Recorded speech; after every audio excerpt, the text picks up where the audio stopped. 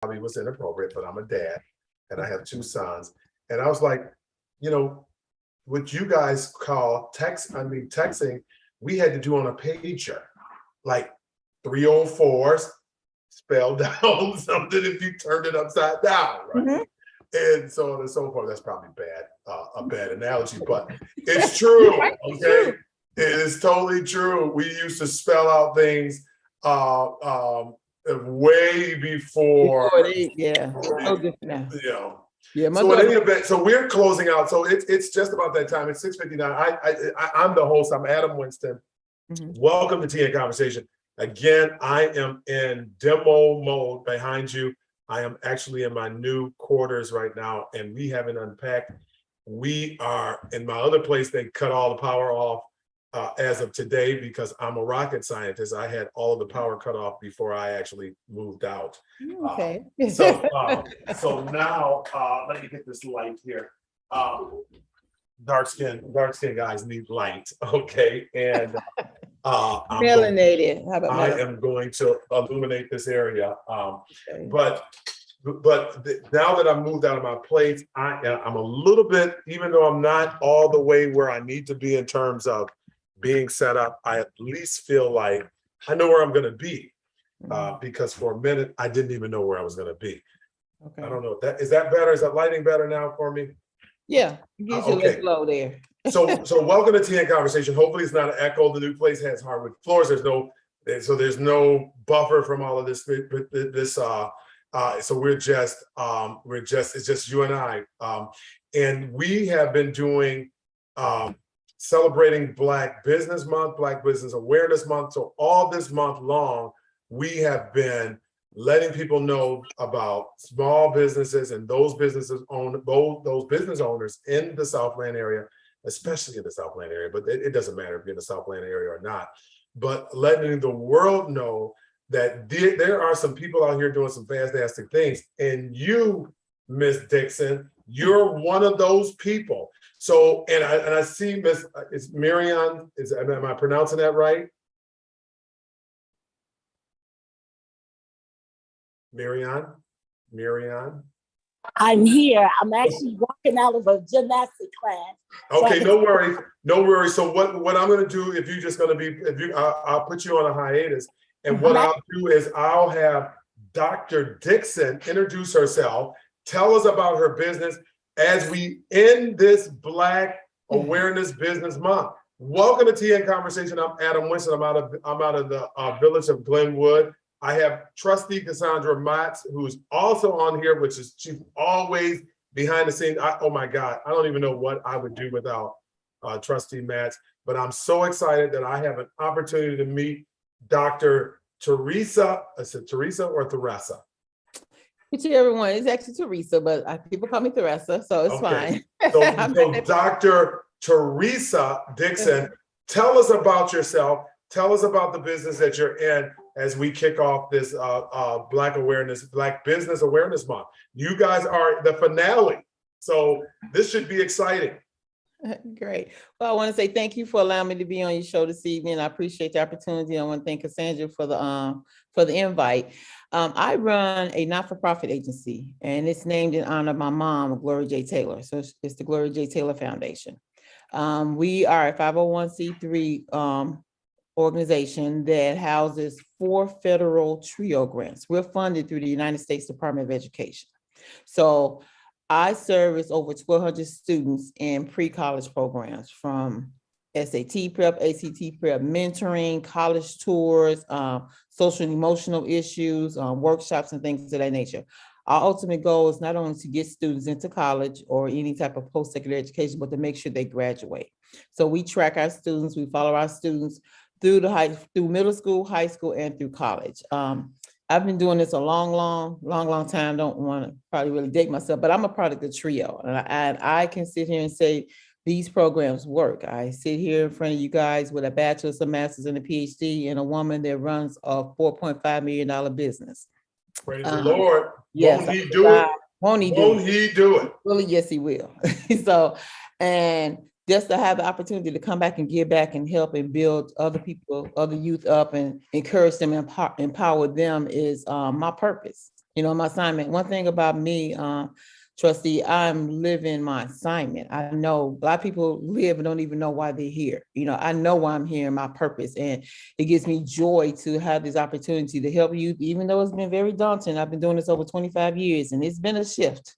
There's definitely been a shift in the type of students and, need, but that shows the need for programs like ours. So tell me what motivated you, okay? Because one of the things that I see in common from all of the owners of different businesses, and again, as we celebrate Black Business Awareness Month, one of the things that I see in common is almost like something, and I'm going to say something, so don't you throw stones at me as we talk about the Lord, but something comes in you and just empowers you with the ability to have the courage to go out there and try to do your own thing. How did you, I mean, you're an educated woman, obviously you got a doctorate degree. You are someone who could easily take your skill set, put it in a professional setting or whatever, and you probably do well and you ain't gotta be bothered. Why and what made you actually want to get into business and do all of this on your own? I mean, is that, and I know other educators, so everybody doesn't have that tenacity. What made you decide that this is something that I want to do and I'm going to do it? Well, I'll say this, first and foremost, watching my mother and what she did in the community and her willingness or desire to help other people. And the promise I made her when she took her last breath of life, that her living and her love for her community would not be in vain. And thirdly, I don't like working for people. I wanted to be the boss. I was raised to do me, to do what I can do. I've worked for institutions. I ran these programs that I have now at other institutions, and they would not allow me to service our students properly and give them exactly what they needed to be successful beyond after getting out of our in our realm. So I just knew what the community needed. I knew what had to be instilled in our youth so they can be successful. And I'm like, if I'm going to work hard for somebody else, work 12, 14 hours, I might as well do that for me. So I think I've always had that spirit of this, I won't say being in charge, but being in charge, because I know what it takes and I know what it needs because I walked that path, for our youth and to get them to where they need to be. So it's just, like I said, working hard for somebody else didn't move me, but working hard for myself, at least it's validation. And I know, what I'm doing is meaningful and it's purposeful. Fantastic. Well, that's good. So we're going to pivot over right now. So Miss Miriam, if I'm butchering your name, you're just going to have to tell me, okay? Because I'm not good with names. I've never been good at names. If you were a Tim, if you were a Sue, a Mary, I would be even a Matt's, right? It's easy for me to remember that name. But when you start putting all Miriams and then you did it all in all caps, so you sound like you yelling at me. Tell us about yourself. Yes, this doesn't matter. Listen, I've been yelled at before. You don't scare me. But welcome to Tea and Conversation. Tonight, I am just Adam Winston. I'm not just a trustee. I host these shows every Monday evening at 7 p.m. And one of the goals when I started this, however many years ago, was to make certain that our community is where we really don't have a lot of opportunities. It's either all political or nothing, right? So you don't know who's doing what. You don't know how they get it.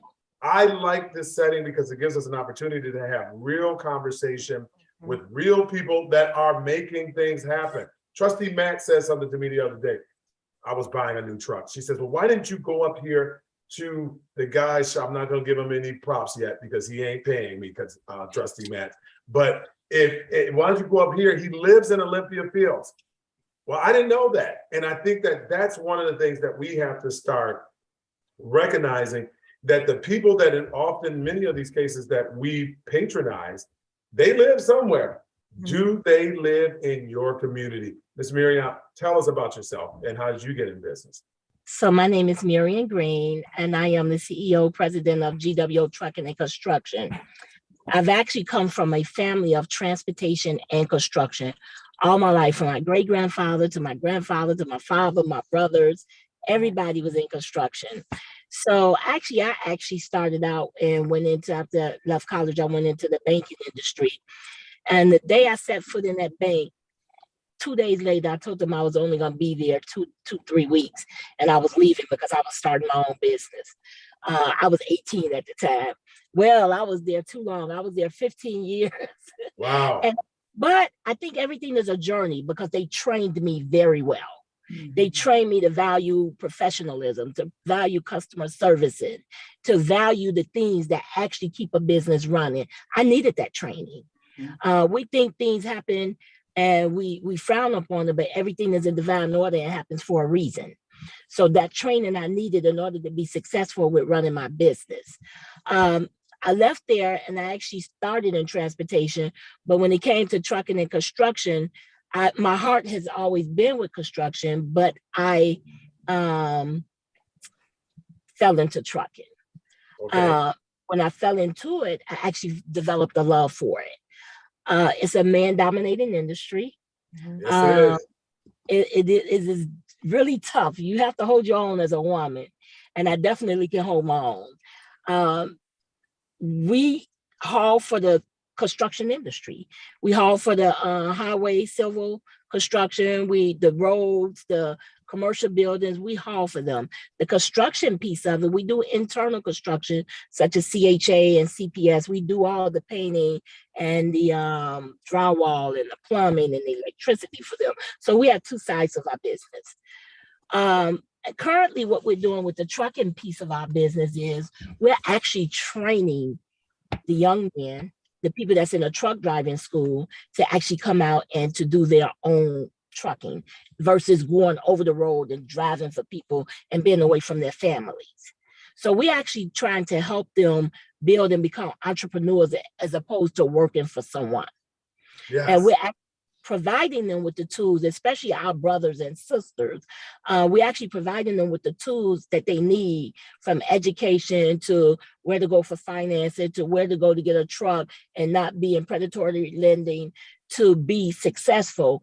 The mistakes we made, we're trying to prevent them from making those mistakes.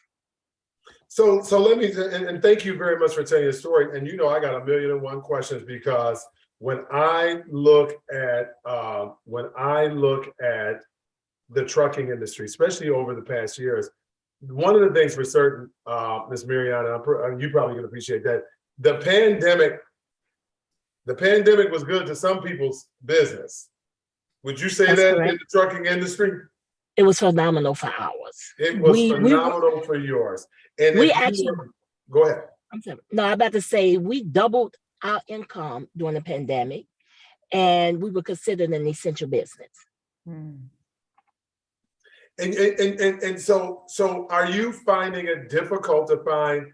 I mean, right now, listen, my little brother, yes, contrary to popular belief, I do have a brother that's under 30. I don't care. My mother was a late bloomer, okay? But I have a brother who just got his CDL and he's driving, but he's driving in Arizona, and he's super excited about driving trucks and so on and so forth. It seems like the industry now, you guys are like, I mean, that's like one of the best blue collar jobs that a person can have is in the trucking industry. What would you say to someone who's thinking about this career change? Is it something that you should do when you're younger? If you're having a kind of a change in your later years, do you recommend that? What would you say? Well, as far as trucking, I would tell people to diversify. Because with the over-the-road trucking, there's highs and lows. And I give you a great example. Between September and December, the over-the-road is booming because you got Christmas and Thanksgiving and all of them coming up. So they have to haul the merchandise to the different stores. Then when January comes, it dies down. Then when you flip back to the dump is seasonal. Dump starts end of March, beginning of April, and we go through December. So then you have January, February, and March off. So with that being said, I would say that if you're going to do trucking, diversify. Do dump if that's what you choose to do. If you like to be over the road, be over the road, but have something to fall back on your off seasons. Okay. So trucking is, you would say trucking is a little bit more seasonal? Dump truck is seasonal. Dump truck is seasonal. So and that's what Oh, so you're talking about more like construction, like clean Correct. construction and so on That's and correct. so forth. And that's do what we're in. and that's what you're in. Yes. And so that's even more interesting because that's a real dirty business, Miss Marianne. It's extremely dirty. Is it? So you know how they say the nice guys finish last? Yes. So I guess I would consider myself a nice guy in terms of cleanliness. Okay. But in terms of cleanliness, you got to be crafty with what you do to attract those people that you need on your team. Right. Without getting dirty. So in terms of like, I know that more recently there were the people in the concrete business, they were on strike. How did that impact your business? Did that impact you? It did not impact us because we have various contracts. Some Yeah. are private and some does not hold aggregate. And what it was is there was a fight between the union and the aggregate companies. And the aggregate is the ones that has the materials. And they're big. They're big. They're all over the United States. Some of them out of the country. So they can hold their own. So there was a big fight until they came to an agreement. We were not affected again because we don't just haul aggregate. We haul other materials for the construction industry. Okay. So and Dr. Dixon, I appreciate you entertaining me for a moment. Of course, the questions are popping in about a woman in construction. So the questions there are really, and I just would love to see your nails, if you don't mind showing me your nail. I tell you. I know. Wait a minute now. How you got nails like that and you driving a truck? No, Marianne? I don't drive the truck. They say hire your talent. Oh, okay. So I hire my talent. I hire my talent. I hire my drivers. I hire my construction. But don't get me wrong, I'm on those construction sites. Okay. So I mean, all right now, because these people like they wanted to test that. I just have to pick up a pen and paper and a clipboard. Okay. All right. Well, that's awesome. So okay. So Michelle mentioned here. I'm not sure. Okay, I don't know who this is for. My son played ball with Devin Cliff. I don't know who this is for. That was supposed to be a private message, Adam. Oh, I'm sorry. I don't know how to do things right. Oh, Lord have mercy. Because you know what? I'm glad you didn't say nothing bad in there. You know what I'm saying? So I'm gonna type another message. Adam is. So let me ask you, how are the kids chosen? So in terms of recruiting, okay, both of you, okay, in terms of getting new people involved, are you working with the community colleges? Are you working with, I know South Suburban had a trucking program. I know Dr. Dixon, there are a lot of different avenues for you, especially in this. I mean, you got STEM programs, you got everything. The sky's the limit, right? In terms of education, and especially now where they're having a difficult time finding teachers. How are each one of you in your respective fields dealing with both of the challenges of just finding people? Ms. Dixon, go ahead. First, I want to talk to Marianne afterwards because I have students that are now actually on a college track, but we can get them into vocational training. And when she mentioned her school, I was like, oh, okay, I'm gonna have a couple of students for her. So we definitely need to connect. So I want to talk to you too, because I have a girlfriend that do similar to what you do, but she take at-risk people that's homeless and homeless teenagers and put them in college and see them through with her own money. Oh, wow. Okay. Yeah. So with my funding, we're funded to serve Rich 227, Cree-Boney High School and Middle School, TF North, TF South, Colin Powell Middle School, and Michelle Obama. So those are the schools that we're funded to serve. So we provide services to students to go to those institutions. However, with two of my grants, it's a component that's other, meaning as long as they're in the Southland region, we can provide service for them. So if a kid is at Southland Prep, at HF, at Marion, and they meet the criteria, we can provide them with services. We're currently in the process of recruiting for our new grant. So the federal government does have guidelines we have to follow. It's for underserved, underrepresented students for the most part. There are some income regulations because it's federally funded. with that. So that's how we do our recruiting. But we've been in the industry so long, and I've been doing this a lot. A lot of it is word of mouth. We get calls every day, all day, but hey, I need my kid in your program. We take our seniors to Los Angeles for their senior trip. They go to the NAACP Image Awards. We're at the after party. So they meet a lot of celebrities, they meet key people, and we do certain things and we travel with them. We take them to New York and take them to Broadway Place because we want them to see once you get education, this is the kind of lifestyle you can live. So we don't just talk it, we give them an actual visual, so they can understand that, work hard and you can play hard, you can enjoy life, with a quality education and a good paying job. Yes. And in terms of hiring teachers right now, how has that impacted your industry? I mean, right now, is it shortage simply because people just don't want to be teachers anymore? Yeah, but listen, my daughter just graduated from Western Michigan University. She's got her degree in early childhood development. Mm-hmm. And I told her to come to Illinois. And I told her to come to Illinois because they pay a little bit better than they do in Michigan.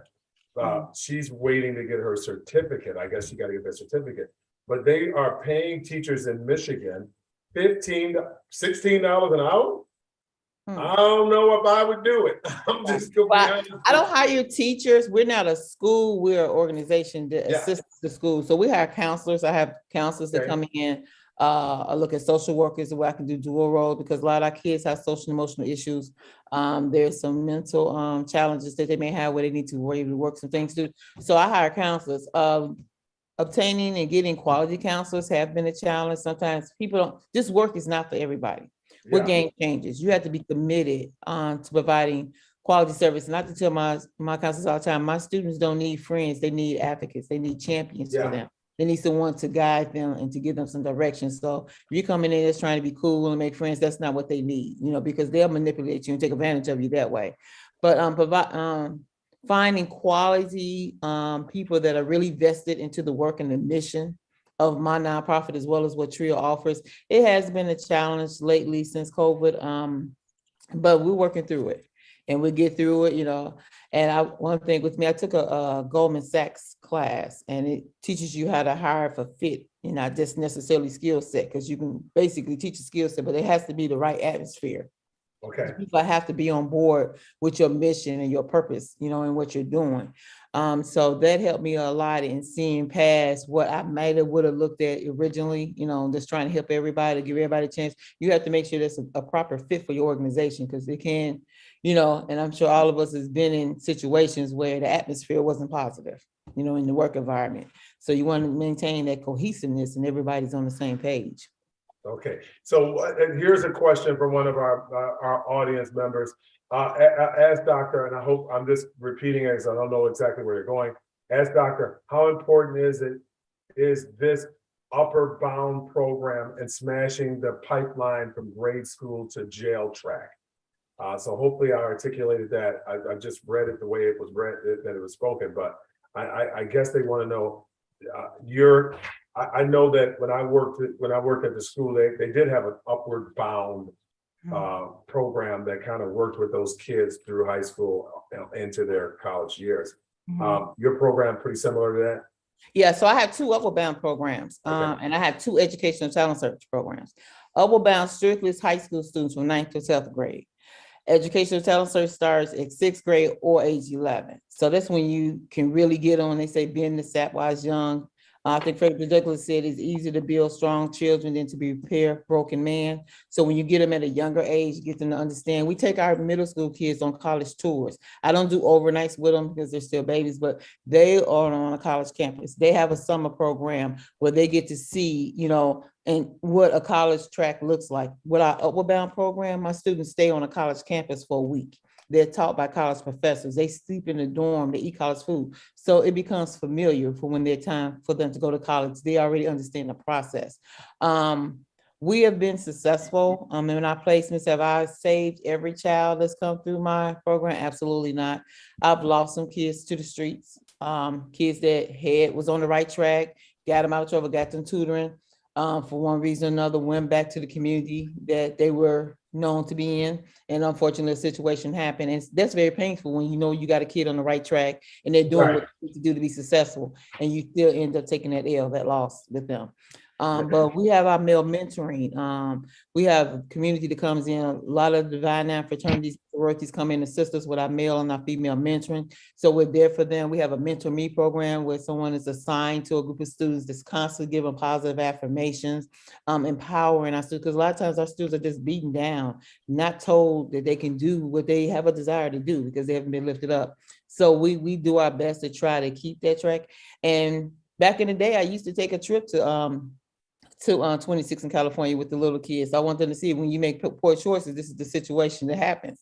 It used to work back in the day. We haven't been able to do that in a while, but when you get them young and see the situation, I know it scared me. Because when it scares me too, and I just be out front trying to get some of those tacos. I just be trying to get the tacos. When they close that sale and they click, that metal is real and it's thick. And it's not a place you want to be. So yeah, I don't know. It worked for the kids. It definitely makes sure I didn't want to do anything illegal. Right. So the process, yes. Okay. And Miss Marion, are you ready for the questions that I have for you? First question I'm going to ask is there, listen, I can answer this question, so I'm going to say yes before I give it to you. But is there politics in trucking right now, especially in the construction trade, right?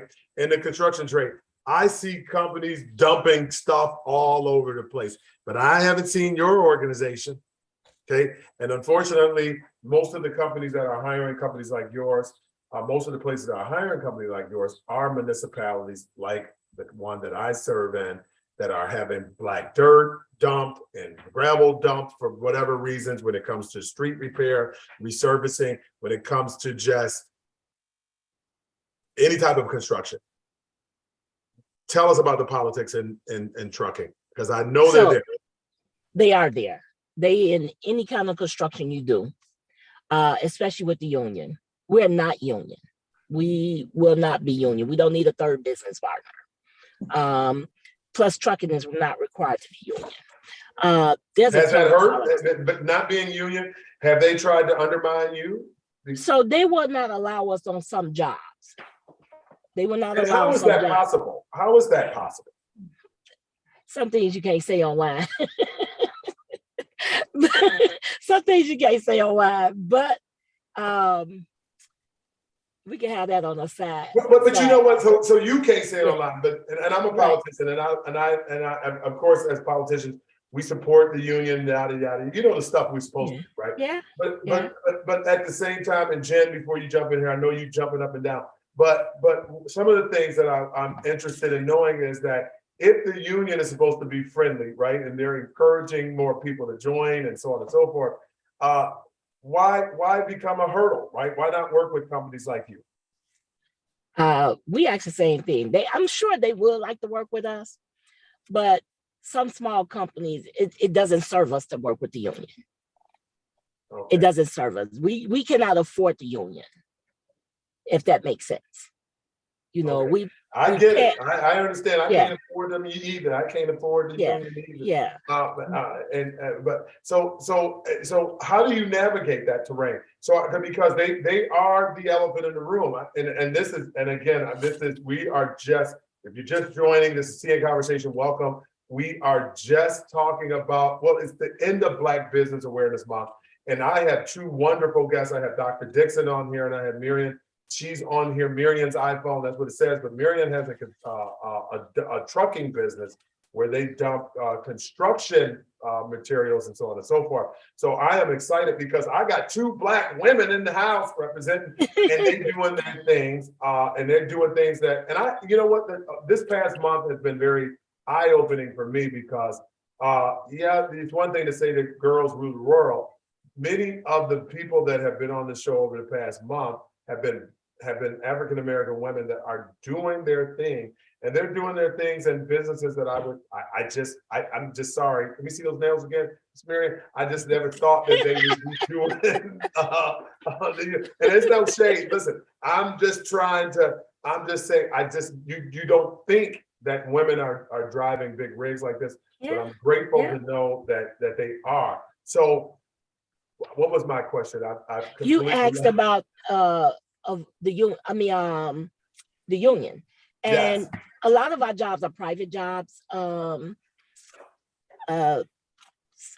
Trustee Winston, a lot of my private jobs, the ones that are not private jobs, again, trucking does not have to be union because we're providing a service just like Amazon. We on the site and right back off. We're not on the construction site doing work. We're not sitting there doing work. We provide the service on and off.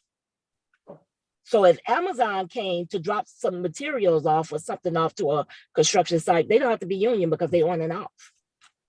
Yeah. So, but say for instance, municipalities like the Village of Glenwood, like Olympia Fields, like Lansing, like South Holland, they have these companies that are doing this all the time. How does someone pick you? You know, we talk about getting more minorities involved, but how do we get more minorities involved? What would be, even if you don't have that answer, what would be your suggestion? I would like to answer that. And I complain about that all the time because my business is out of Matson. And the problem I see is, and this is my opinion, but the problem I see is the Southland does not join together as one community to serve the minority companies, the disadvantaged companies. They don't do that. In the city of Chicago, if there's some work being done, regardless where it is, there's a mass email going out to anyone that does trucking. There's a mass email that goes out to anyone that does concrete. There's a mass email to anyone that does painting.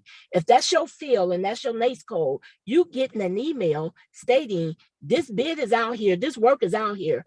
What you do with it is your choice. The Southland does not have that.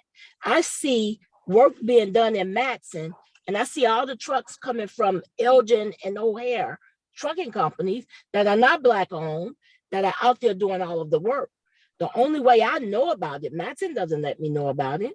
Glenwood doesn't let me know about it. The only way I know about it is these GCs that's in the northern suburb call and say, well, we're doing a job in Matson. Do you want to work with us on the job?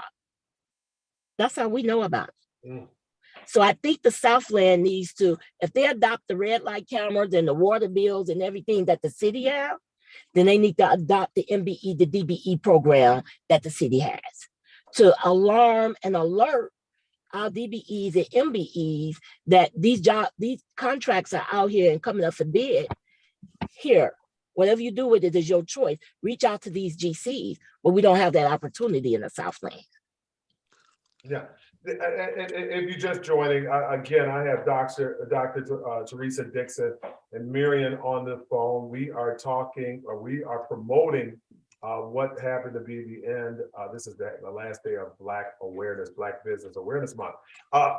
Actually, oh my God, I am sorry, I have to pivot for 1 minute. Attorney Reed, if you're there, I don't know if you had time, I know that he's impromptu, but Attorney Reed actually has a Black business in the Southland area as well. I don't know why I guess I talk to him so often, I just assume that he's just a regular guy.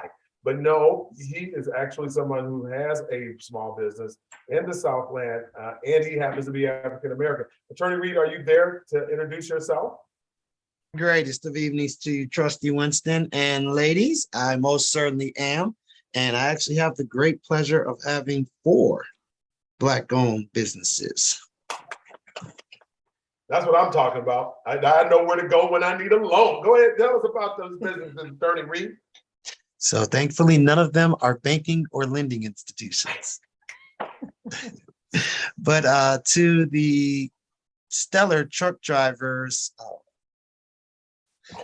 point, so the reason why the Southland doesn't mimic the process for the RFPs like the city of Chicago does is because of the fact that they're all home rule, or the majority of them are home rule, and the incentive isn't there for them to do so. But the very easy workaround for that is you can FOIA, and I would recommend just set it up on a kind of auto send all of the RFPs for any municipality you want, and you can request it for the next quarter. So usually that's about the window of opportunity where if you say, give me all of the impending RFPs for whatever it is, whatever interest or contract you're interested in, you can specify and say, I'd like all of the impending RFPs for the next quarter. And Trustee Winston would probably be able to answer this.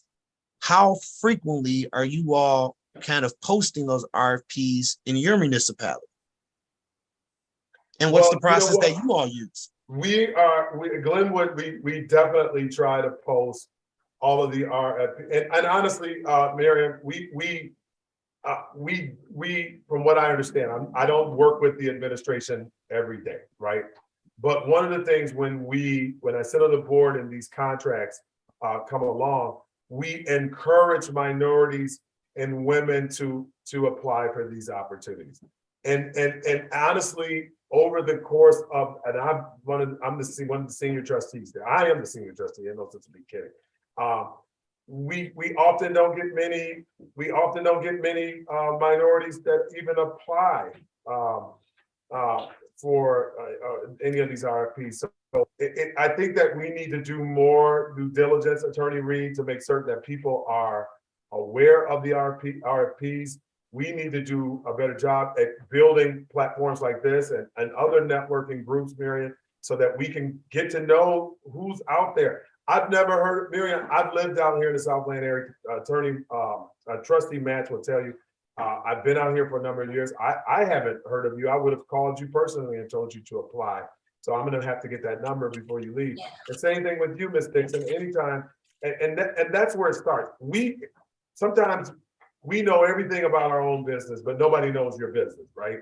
And my hope is that this begins that talk. But our RFPs come out quite frequently, and we just don't get a whole lot of minorities that actually attempt to apply. And I don't know if I dare say that's by design, Miriam, right? But we just don't get a lot of people that actually apply. Miriam, go ahead. Your hand's up. So my question is, how do you encourage them? What method do you use to inform them of the RFPs? Well, see, that's the thing. And see, as a trustee in a town, I'm putting on my trustee hat. We really don't have much input in how they do it. We ask for them, we encourage them to look for minorities and women in these particular businesses, and so on and so forth. And when they do the RFP in the Northwest Indiana Times or whatever paper that they posted in, that language is generally in that particular RFP. But I think that it needs to be a much more comprehensive agenda, right? I think that we have to do a better job at proactively looking for minorities and women people to get into this business. Trustee Matz, I'm gonna let you get in there before I introduce Jen Witzel. She's also a business owner. I don't want to ignore anyone tonight, but go ahead, Trustee Matz. I just wanted to, add some comment to what you were saying about and what Marion Green was talking about. How do we get the word out, right? So I think everybody have to be intentional with getting the word out, because you also have contractors such as Marion Green in her own community that is not getting that information, and they should have first choice of whatever's going on in the community. And if they can't fulfill it, then we go outside the community looking for, other contractors. But it also has to be in the RFP language. It has to be in the language that says, we want this amount of minority Blacks on this job. It has to be there, because when you have outside GCs and outside prime construction companies coming in, they're not putting any type of language or in their contract saying that we're going to have minorities on this job. And then when you call them to the carpet, their quote isn't based on sharing that revenue. So now you have a problem. You're trying to walk it back. So you're absolutely right, Marion. It has to be intentional. They have to have an outreach program. They have to have pre-construction meetings to let you know this is what's going on and this is what we expect. And until the Southland come together and say that we're going to be fair and equitable with the upcoming millions of dollars, billions that we're about to do in road work or whatever, we're going to always be left out. So it has to be. And to your point, I totally agree. Miriam, go ahead. And again, No, I want to get Jen in, but go ahead, Miriam. Okay, but to your point, Cassandra, I think back to the RFP, there needs to be some type of DBE or MBE goal in the RFP. 20% needs to go to minority, or 35% needs to go to DBE. And again, we have the GCs coming from the north, the primes, and the GCs coming from other suburbs, and the Southlanders, they're building left and right out there. We're predominantly Black and brown, but we can't get on project. So if there was a DBE or MBE or WBE goal in there stating this is a percentage has to be on the project, then we will get a cut of the pie.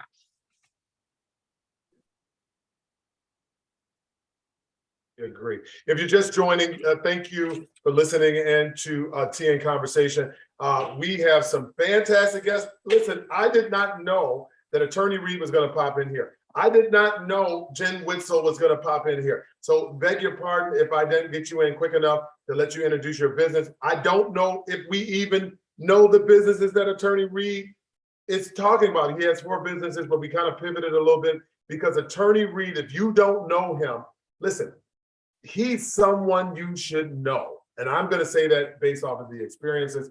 Yes, he drives me a little bit crazy sometimes with his driving abilities, but I think that Attorney Reed is someone that everyone should know. Attorney Reed, you being the selfless person that you are, you didn't even tell us about your businesses. You just kind of jumped into that helper mode, which I love that about you. But Attorney Reed, I'm going to have to shift you back over to why I introduced you.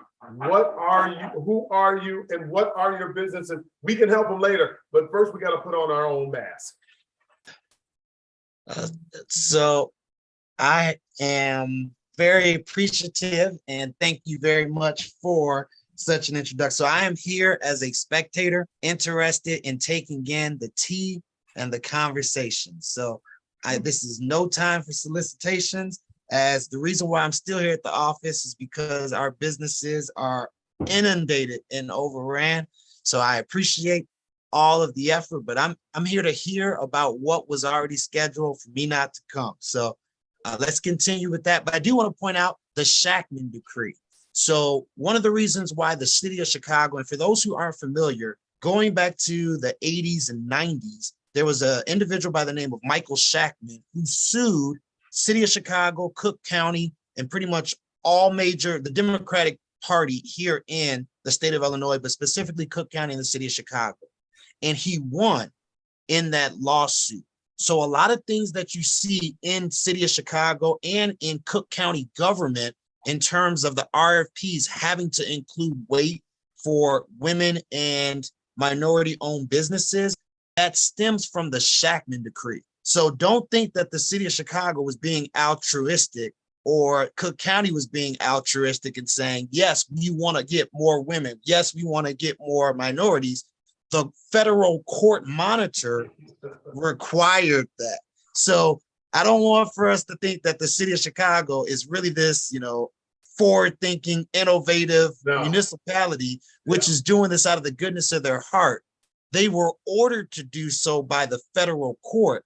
And I guess thankfully and unthankfully, the smaller suburbs in the Southland, they've never been sued by Michael Shackman, and a federal judge has never ordered them to have to make sure to be diverse in their hiring. So that's one of the big reasons why the RFPs don't include that language that we always see in the city of Chicago, because the federal court never ruled on Matson or Richmond Park or Olympia Fields or South Holland or Lansing, because no one has ever sued them saying that they're discriminatory in how they award those contracts.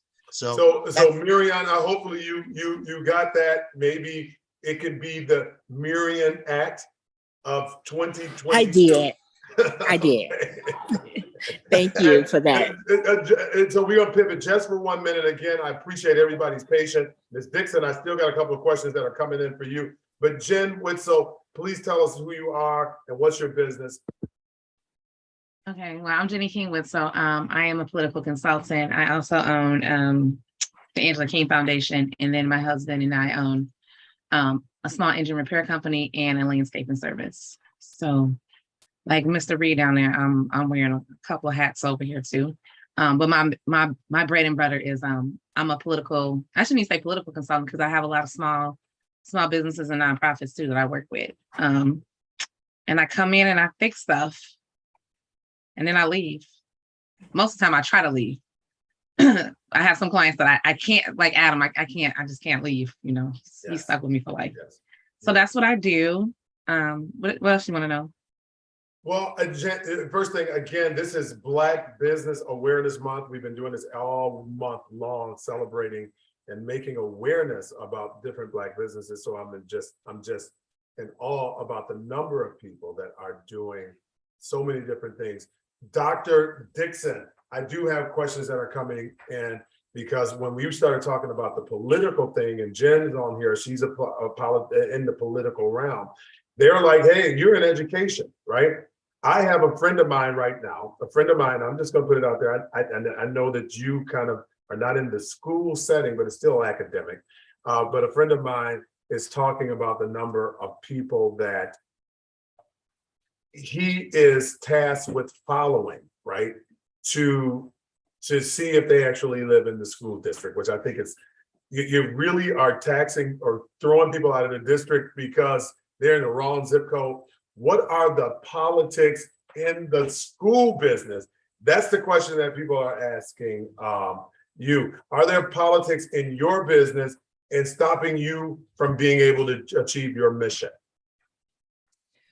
I would say there are definitely politics in the schools, as we all are aware. I've been fortunate, and I'll just say blessed, that we try to stay out of the way of the politics and service students. We've been able to go into our schools, provide the service, do what we need to do. Haven't had too many hiccups with providing those services. I think our work speaks for itself. When you do the research, when you fact check us, if we want to talk about politics, the numbers don't lie. We place kids in college. We provide this service. The kids are growing. Parents are praising what we do and thanking us because they were not able to get through to their child, and now their child has a different highlight. So sometimes it's hard, even though politics is, tricky, but it's almost hard when you're dealing with youth to try to deter an organization that's building up the community and helping to empower our kids. So knock on wood, we haven't had any issues per se. We try not to get in the middle of things. Sometimes there's communication that's talked about different things. We stay neutral to that because we're federally funded for one. So we try not to get involved on the local side. We just do what we're here to do, and that's to provide the service and, for the students and track our students and make sure they're successful. Okay. And what's the next question here? Let me get back over here. And if you're just joining us, station identification. Michelle, any questions that you have for our guests this evening? Michelle? I'm here. No, I don't have any questions. I'm familiar with Dr. Dixon's program. And yeah, I used to work in trucking, but not actually driving a truck. I don't have any questions about that. So let me ask you, in terms of everyone, since you are a guest on here, please do not hesitate to post your information in the chat field, because I can't type that fast. I have fat fingers, so I can't type that fast to get all of this information out. So please put your information so people can see it.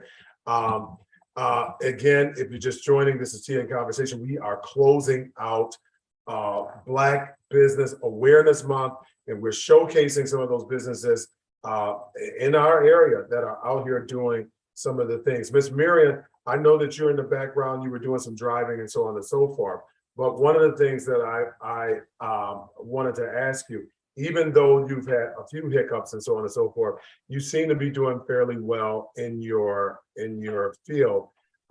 If somebody was interested in getting into this particular field, do you have any advice that you would give to them?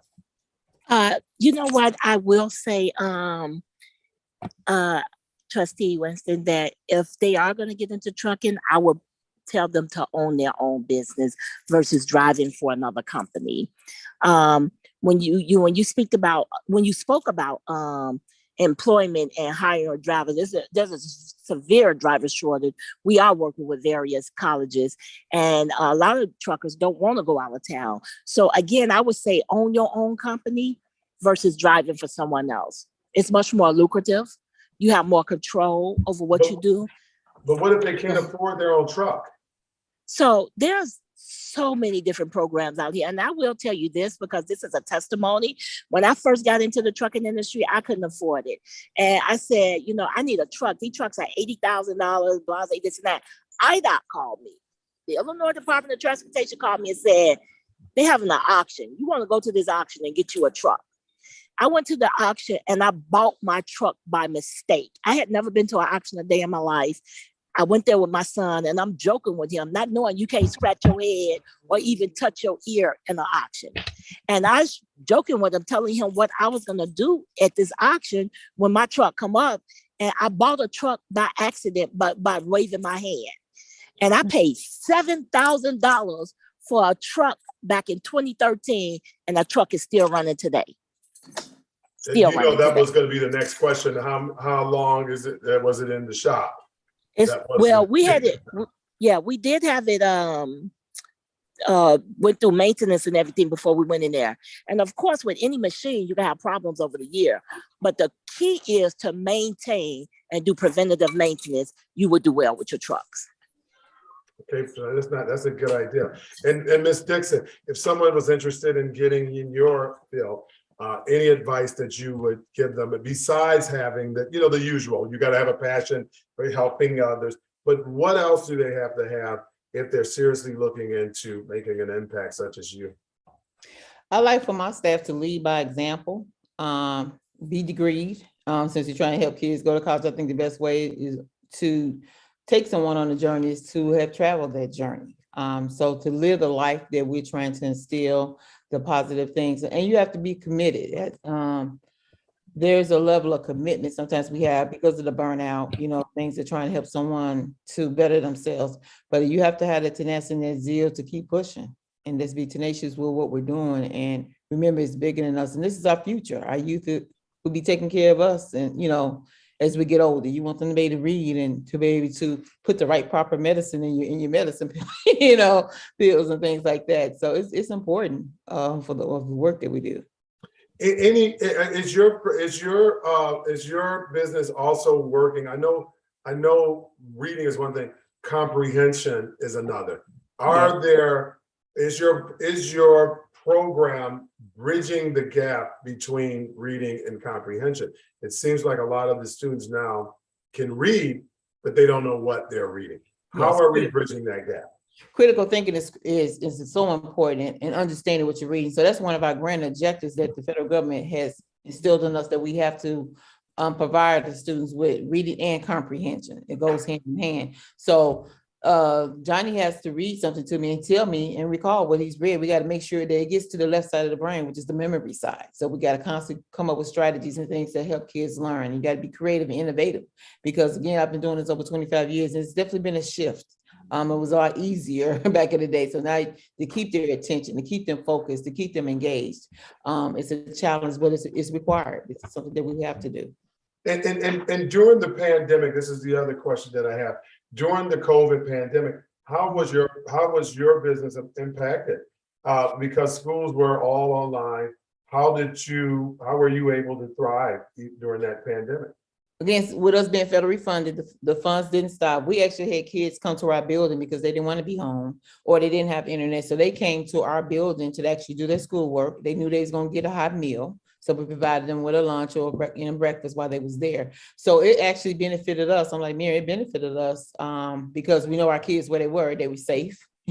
They were doing the work. If they needed some help, I had tutors there to help them, counselors there to help them to write those things. We knew they were doing their college applications because they were in the building with us, one of the criteria that they have to do. So we were not affected per se as far as providing the service, just making sure safety. We had to hand sanitize, mask, checking temperature, making sure everyone was safe, during the COVID time. But we definitely didn't have those major issues that most companies did. And the last question that I have, Dr. Dixon, and thank you again for entertaining our guests. does a person have to be in a low income school district in order to take advantage of your programs? They have to be either first generation, meaning either one of the parents cannot have a 4-year degree. There is income driven by the federal government. So either if they do have a degree, they can still meet the criteria if they don't meet their certain income. And then with educational talent search, there's a component called other. So meaning if you do have a degree and if you are over the income threshold, but you're at a school at a risk of for academic failure, your kid has a need, you can still qualify on that end. Okay, fantastic. Well, again, I'd like to thank our guests for stopping in. Jen, what are your last words? Somebody who's interested in getting into politics. I know you've been doing this for a number of years. I don't know if there's any. Look, don't do it. Don't do it. Don't do it. Don't do it. No, I'm just joking. Politics is one of those things that like people always say they're interested in, and then they realize that it requires like for you to like literally change your whole lifestyle over, right? It's a lifestyle change. It's not just something like you just say, okay, I'm gonna run for office. Even running for school board, most people don't know. People that sit on school boards, they usually spend their whole entire week engulfed in school board, meetings and understanding what's going on. Me and you have conversations all the time about people not knowing what Robert Rules of Order. They just don't get that. Yeah. I mean, there's people that's like, hey, I'm about to go to Congress, but they never even heard of Robert Rules of Order. So like before you even run for office, what I tell all of my clients to do is just research the office, talk to other people that have that position, and then figure out if that's something that you really, really want to do. Yes. Because if it's not, you're pretty much wasting your time and the community's time. Because we need good at this point, we need actually great elected officials. We don't even need good anymore. We need great. We need people that are actually going to be committed and want to live that life. And it's a rough life, believe me. It's really rough. It's rough on me, and I'm not even an elected official. It's rough. It takes a lot of time away from your friends and your family. Yes. So it's a rough thing to go into politics. And Adam, you can tell them more than I can. Yeah, I probably can. But it's you fight. Adam. You got to fight in board meetings. Listen, it's not about Adam, even though Tea and Conversation is hosted by me. Listen, I want to thank each and every one of my guests. Attorney Reed, I'm not leaving you out, but I know that you're busy. So if you wanted to say a couple of words, you know that you can just ping me or just jump in or what have you. This is kind of a free flow. But what I do want to do before we close out this evening is that it's a lot going on while we talk about politics right now. There are some no cash bail options that are coming over the next couple of weeks. Next week, we will not have Tea and Conversation because it's the holiday on that Monday. But the following Monday, we have some special guests. And they will be hopefully I get some guests from Kim Fox's office that are going to be on here as well. But I do know I have an expert who is going to be talking about the no cash bail. What is that? No cash bail, Jen. What is this? No cash bail. A lot of folks are really up in arms about this because they think that right now we're having a whole lot of issues right now. What's going to happen when there's no cash bail? I think this is going to be an interesting conversation. I have guests that have been adamant. I mean, they've been reaching out. We need to get ahead of this. So I'm looking for them to be coming on. That is September 12th.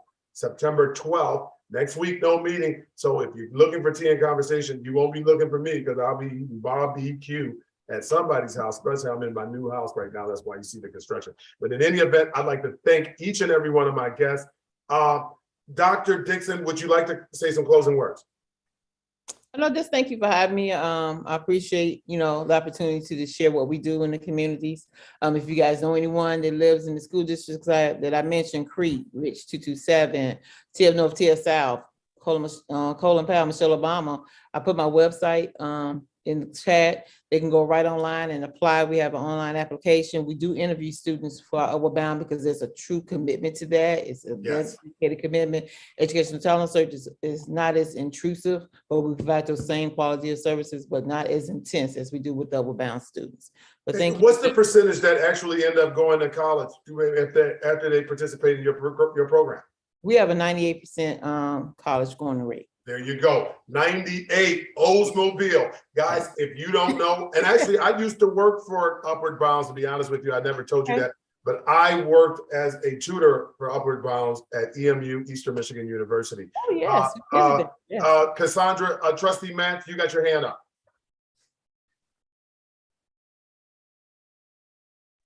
No, I didn't have my hand up. That was a clap for the 98% Oh. rate of kids in school. That was a clap. Oh, But- okay. I didn't know that was a clap. I'm sorry. I didn't know. I mean, I don't, all these emojis are a little bit too much for me. I was talking about 98 Oldsmobile and you're talking about the clap. Miss Miriam, you are up. Any closing remarks for our guests? You know, I just want to say thank you to everyone on the Zoom call, and thank you, Trustee Winston and Cassandra Matz, for inviting me onto the actual Zoom call. And I just want to say, I encourage all our young people to actually go into business. And we actually have the construction side. If somebody is interested in going into construction, we could put them in an apprenticeship program and work with them. And again, I can't stress enough, because I taught my own son from when he was 2 years old, never to work for anyone, give out business, give out jobs. So I just encourage anybody that has young people that are that want to go into trucking and don't know how to get into trucking, send it our way. We'll help them every step of the way, how to get their trucks, how to get their insurance, how to get the trailer, how to get to work. We could train them, we could show them how to do that and hold their hands. And again, on the construction side, we could send them through an apprenticeship program and hire them when they come out. So Ms. Miriam, are you saying that if they sign up with your company, you guys pay for the training? No, so the apprenticeship, they pay you. It's a paid apprenticeship. So they train you and they pay you to be trained. Okay. So So here's another question. What is it? Okay, so I'm gonna try to articulate. Should a person pay for the CDL, or should they go someplace where they pay for it? So if they go through the actual schools, there's an obligation there. You got to give them so many years back for the training because of the grant. But there are so many programs out here, and actually we're getting ready to develop one. We're in the process of developing one that we will have a third party come in and train with CDLs. Okay. So that's coming sooner than later. It's a lot I couldn't say on this because things are in transition and with legal and patent and everything. So until it actually unfolds, I can't say a lot. But there's some things that is coming up that will be able to help out. I can't say young people because insurance is so strict with underwriting, but on the construction side, we can help the young people. On the trucking side, underwriting is so strict with operating heavy machinery that you got to be over 25, 2 years of experience. But if you own your own truck, there's an exception. Always that exception to a rule. Jen, yes. Any closing remarks? No, I'll see you September 12th. September I'll try 12th. to make it September 12th. Attorney Reed, any closing remarks? I know you're busy. If I don't hear from you, I'm just going to assume you're busy. So, well, go ahead. So I would like to say congratulations to all the business owners as having the opportunity to have done it in private practice for the last 3 years, well, 4 years now. I can definitely attest to what the ladies have said, where if there's an opportunity to work for yourself, take full advantage, but that only works when we've given the tools and the resources to our young people, because not knowing how to do your taxes will get your business closed up just as fast as it's grown. Not knowing how to do proper accounting, not knowing what good customer service looks like. So we as a community have to really change the focus, where if we're going to ask young people to become business owners and entrepreneurs, we have to kind of take that into consideration and start to educate them about a lot of those things that I never learned at high school. District 227, Rich East. They never once talked to me about a profit and loss statement. Never once talked to me about S corporation filing elections. And that's what we really have to change and evolve to as a community. Well, hold on, wait a second, Mario. Wait, he just said that, and I went to Rich South, and it's funny he said that because guess what? That's down the street, and guess what I learned? All of that stuff at Rich South, because we had a class just for that. So that goes right there. That's that systematic racism stuff that we've been talking about. Definitely. Because he was literally down the street, like literally Rich South and Rich East was down the street from each other, and I had a class that guess what? We bought stocks, we did all of that stuff, and we actually used real money. We did penny stocks. That's crazy, Mario. That you just class. You took an economics class in high school? I took a couple of them. Like they had like that was our electives, but Rich South specifically had a thing that was like college bound, and it taught us because I remember learning about all of that, and I was like, okay. And my dad actually sat down with me and went over and was like, you know this and you know that and you understand what you have to do. And I was like, yeah, because my mom and them, I think they gave me like 40 or 50 bucks so I can buy penny stocks. Oh, nice. And it was like real. That's what I'm saying. It was a real class. Like you had a business and everything. Like this is your business. You're gonna buy the stock. This is what you do. You have to file taxes at the end of the year. You have to do all of that. We had that at Thorne. I went to Thorne. We had a class like that. It was not econ class. Yeah, and that's why I said like it's so weird that he said they didn't have it, and they literally was down the street. But Rich East was known as the poor school, where Rich South and Rich Central wasn't. So, So Attorney Reed, if someone's needing help with any of that information, are you available to assist them? I just told you I went to the poor school, remember? So no, I'm not available to assist them with their accounting practices nor with their filing of taxes. But if they do need assistance with properly setting up their structures, making sure their operating agreements are in place, making sure that they have a succession plan for their companies. There's a young man who was incarcerated and just got out. His mother owned 4 pawn shops in the city of Chicago, did incredibly well for herself, over $1 million worth of assets. And unfortunately, she didn't have a succession plan in place. So now he has to go through probate court in order to become the administrator for the estate in order to take over the business. If you have a business, you need a succession plan in place that says, if you pass away, this is who I want as my successor. So for all of those, yes, I can definitely assist. But for accounting and taxes, no, I want no parts of my own. So definitely not taking on anybody else's. And you guys, and listen, and again, I appreciate each and every one of you, but Attorney Reed is so super modest. He's like a superhero without a cape. If you think you need a little bit of help, I would no doubt use him. He is a valuable resource. I said it, Attorney Reed, so you can be humble, and I'm going to eat that humble pie. Okay, I'm just not going to ride in your car, but I am going to let people know that you are somebody that they should know. So again, I'd like to thank each and every one of you for joining me this Monday for Tea and Conversation. I look forward to talking about the no cash bail on September 12th. So until then, you guys have a great night. Thank you for joining Tea and Conversation. Good evening. Y'all have a good Bye-bye. evening. Yeah. Take care.